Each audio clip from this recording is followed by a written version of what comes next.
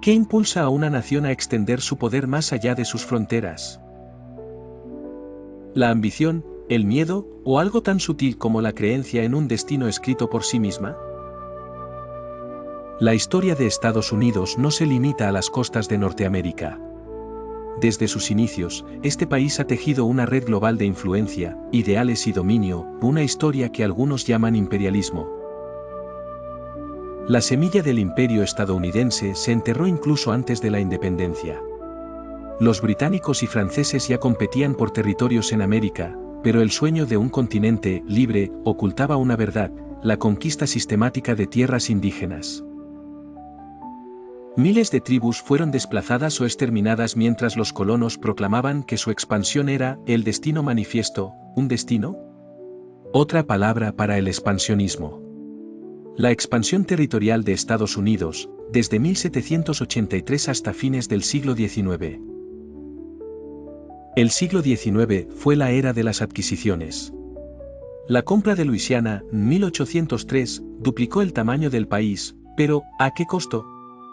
Los franceses, en crisis económica, vendieron su reclamo a Jefferson, quien extendió un contrato sobre tierras que no eran suyas. Luego vino la guerra con México, 1846 a 1848, donde Estados Unidos anexó Texas, California y más, ganando batallas y legitimando robos mediante tratados. Pero la ambición no se contentó con tierras. Mientras Estados Unidos consolidaba su territorio continental, sus ojos apuntaban al mar y a las colonias europeas en decadencia. La guerra hispano-estadounidense de 1898 marcó el giro, tras el estallido del MEN. Estados Unidos declaró la guerra a España. En apenas 109 días, Estados Unidos derrotó a un imperio colonial agonizante. La rendición española trajo consigo no solo la independencia formal de Cuba, sino el control efectivo de Filipinas, Puerto Rico y Guam. Las islas del Pacífico se volvieron posesiones estadounidenses, bajo el argumento de civilizar a sus pobladores. Pero libertad aquí significaba leyes impuestas desde Washington, dictaduras títeres. La negativa a permitir que Filipinas lograra su autonomía. Una guerra prolongada, ocultada en los periódicos, dejó decenas de miles de muertos mientras Estados Unidos celebraba sus triunfos. El Senado aprobó el Tratado de París de 1899 por estrecho margen, tras intensas discusiones sobre si Estados Unidos debía convertirse en un nuevo imperio. Los partidarios, como Theodore Roosevelt, argumentaron que la expansión era esencial para asegurar rutas comerciales y proyectar poder global. Y así, con Filipinas bajo control militar, Estados Unidos no solo había alcanzado el Océano Pacífico, sino que se posicionaba como un actor colonial en Asia. Estados Unidos ahora con bases en Hawái, Puerto Rico y Filipinas. Hawái, por su parte, fue anexada mediante un golpe de Estado orquestado por plantadores estadounidenses que depusieron a la reina Liliuokalani. Una acción apoyada, pero no legalizada, hasta 1898, cuando el deseo de una base en Pearl Harbor convirtió al archipiélago en territorio norteamericano, robando soberanía a un pueblo que aún lucha por reconocimiento. 1898. El imperio toma forma.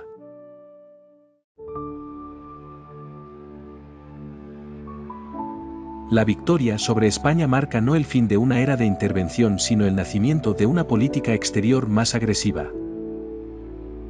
Theodore Roosevelt emerge como una figura central, su filosofía del Big Stick, destinada a proteger e imponer intereses bajo el pretexto de mantener el orden. Con un inicio en 1903, la independencia inducida de Panamá de Colombia recalca el poder estratégico tras la construcción del canal.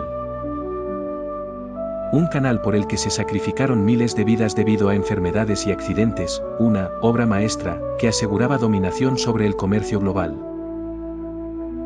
La narrativa resalta la ironía de Roosevelt extendiendo el destino manifiesto a través del Caribe. Bajo su corolario a la doctrina Monroe en 1904, proclamaba el derecho a intervenir para prevenir interferencias extranjeras, cuestionando que constituía una amenaza externa.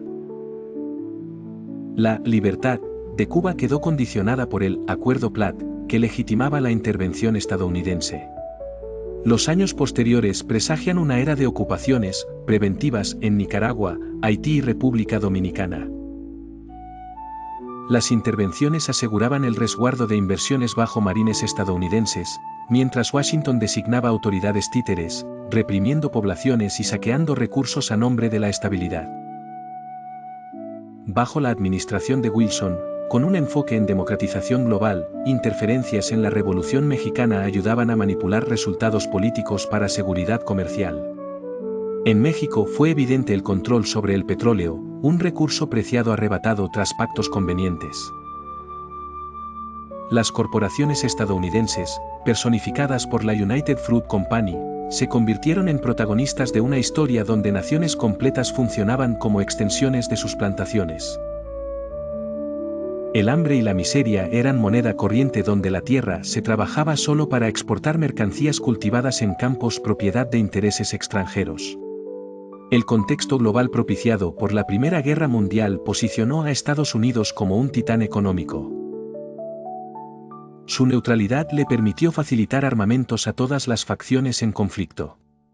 La entrada tardía en la guerra y promesas de seguridad democrática escondían un fortalecimiento del dominio sobre otras regiones, pese a los tratados que sembraban discordia para Alemania. Finalmente, la narrativa alcanza la década de los 20, un periodo donde el imperialismo se reviste de ayuda. Las palabras de Jardín, proclamando un desinterés en posesiones, contrasta con la realidad de bases militares y aspiraciones en Asia. Era un imperio que continuaba mutando, su historia aún lejos de concluir, transformándose para perpetuar su presencia global.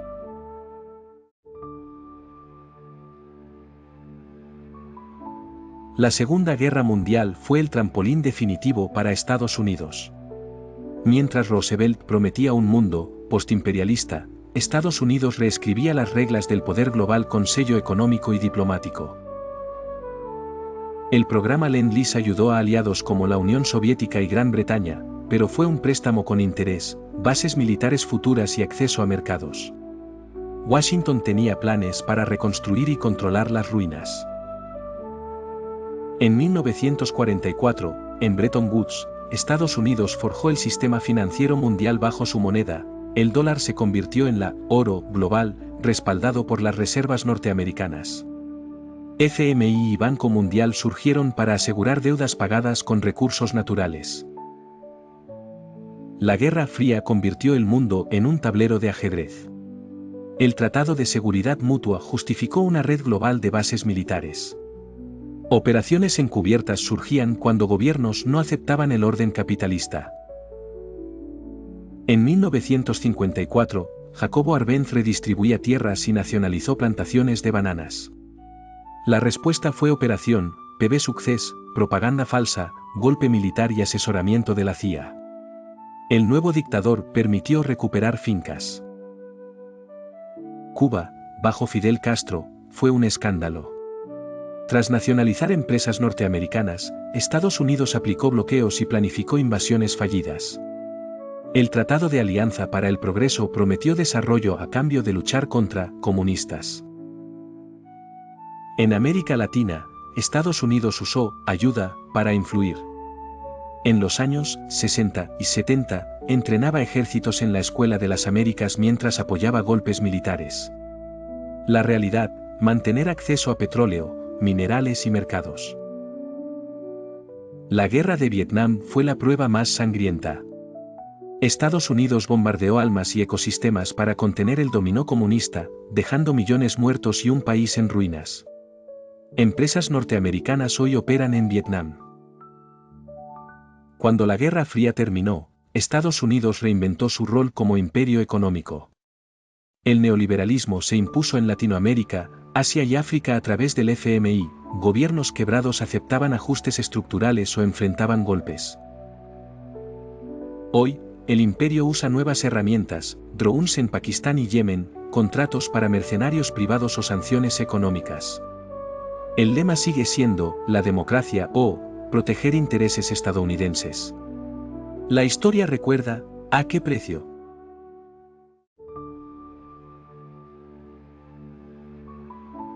El mapa mundial se fragmenta en bloques comerciales, con Estados Unidos centralizando rutas digitales y de transporte. La caída del muro de Berlín, 1989, no marcó el fin del imperio, sino su adaptación.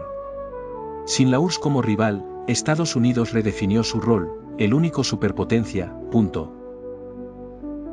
La Guerra del Golfo, 1990 a 1991, demostró el nuevo orden. Una coalición bajo bandera norteamericana bombardeó Irak para proteger la estabilidad global, mientras sus aliados competían por contratos de reconstrucción. La invasión de Irak, 2003, bajo el falso pretexto del armamento de destrucción masiva, no fue solo una guerra militar. Fue un laboratorio. Privatizar empresas, otorgar licitaciones a corporaciones como Halliburton y Blackwater, e imponer leyes que favorecían inversiones extranjeras. Mientras civiles morían, Estados Unidos consolidaba su presencia en el corazón del petróleo mediterráneo. En Afganistán, la guerra contra el terror duró 2 décadas. Miles de vidas perdidas, decenas de billones gastados. Un país hundido en caos tras la retirada. ¿El saldo? Contratos multimillonarios para empresas militares privadas y una generación condenada al olvido. El imperio moderno no es solo militar ni económico, es digital. Controlar la red global, las plataformas tecnológicas y los algoritmos permite moldear opiniones e influir en gobiernos. Desde filtraciones de datos hasta ataques cibernéticos, Estados Unidos usa la tecnología para dominar. En América Latina, el modelo neoliberal se desmorona. Gobiernos populistas intentan resistir como Venezuela, pero enfrentan sanciones económicas. Mientras Estados Unidos apoya golpes civiles en Bolivia, 2019, o Honduras, 2009, la desigualdad crece y las protestas explotan desde Santiago a Caracas. Bajo el disfraz del libre mercado, tratados como el UNCA o el TMEC reescriben reglas para favorecer corporaciones estadounidenses. Las farmacéuticas monopolizan vacunas, las tecnológicas evaden impuestos, y los agricultores africanos pierden mercados ante subsidios norteamericanos. El lema, competencia justa. La realidad, un sistema diseñado para perpetuarse. Hoy, el imperialismo no se anuncia con banderas, sino con deudas, algoritmos y acuerdos secretos. Cuando un país protesta, como Irán, 2019, o Palestina, las sanciones económicas azotan a la población civil antes que a sus líderes. La guerra es híbrida, propaganda en redes, sabotaje financiero, y la vieja retórica de libertad versus tiranía. Última escena congelada. ¿Es posible imaginar un mundo sin imperios? Quizá, pero mientras los intereses corporativos y militares definen la política exterior estadounidense, su imperio seguirá vivo no solo en territorios lejanos, sino en cada contrato, cada algoritmo y cada conflicto que moldea. La historia no termina aquí. El próximo capítulo está siendo escrito en las protestas de las calles, en las bases secretas del espacio, y en la decisión de si el siglo americano muere con honor o se niega a morir.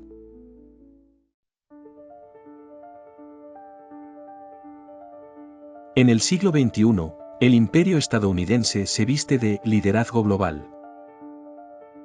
Con China desafiando su hegemonía en Asia y Rusia rechazando sus órdenes, Estados Unidos utiliza tácticas sutiles, sanciones que castigan a pueblos enteros como Venezuela e Irán, y tratados comerciales que obligan a países pobres a importar productos transgénicos o medicamentos costosos.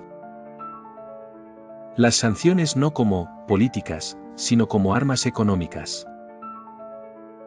Las mujeres iraníes desesperadas venden sus joyas por medicamentos prohibidos, mientras que en Venezuela niños mueren de tuberculosis tratable, todo bajo la justificación de presionar a gobiernos, indicando cuánto daño humano se esconde tras cifras frías de decretos ejecutivos.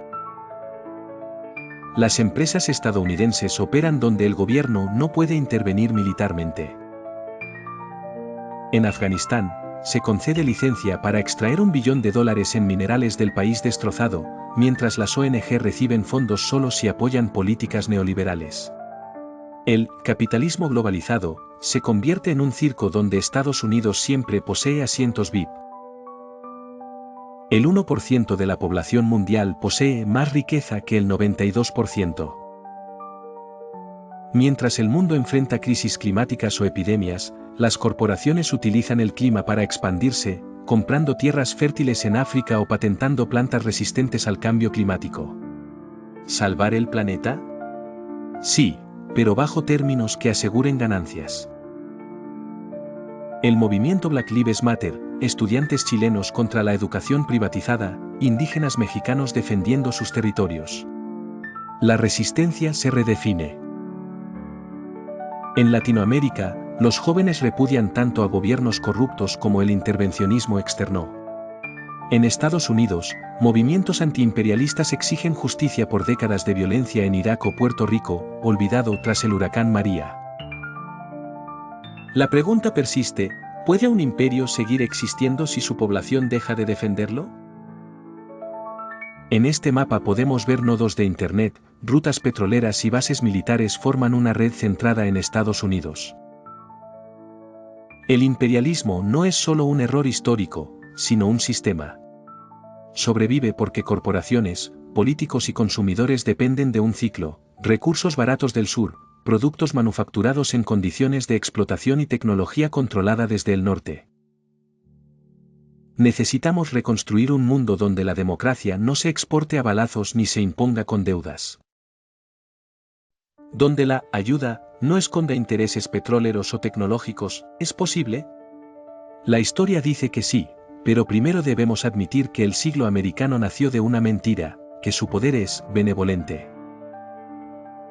Y todo imperio, por grande que sea, tiembla antes de caer.